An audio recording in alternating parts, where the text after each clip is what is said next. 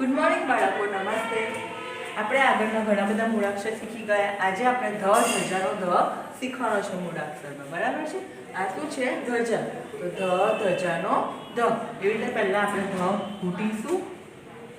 ચાલો બધાનું ત્યાં અહીંયા આવી રીતે ધ ઘૂંટવાનો છે તમારે.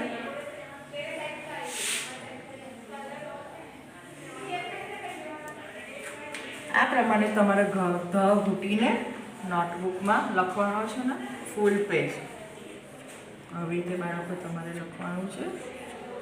ધજાનો ધ.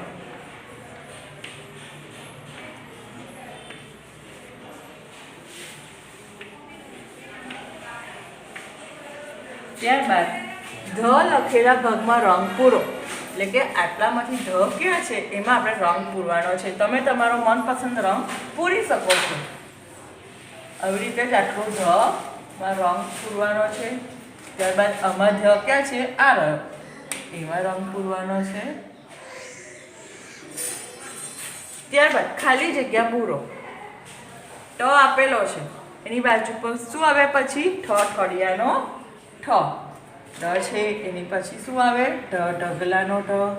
એના પછી ફેનનો અણ. એના પછી બાળકો શું આવે? તપેલીનો ત. થળિયાનો થ છે. એના પછી દડાનો દ. એના પછી ધજાનો ધ.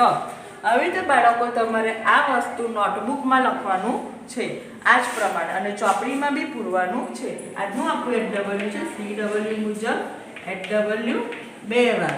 અને આગળ આપણે જેવી રીતે થળિયાનો થ, દડાનો દ લખ્યો છે, એ જ પ્રમાણે તમારે નોટબુકમાં ધજાનો ધ લખવાનો છે.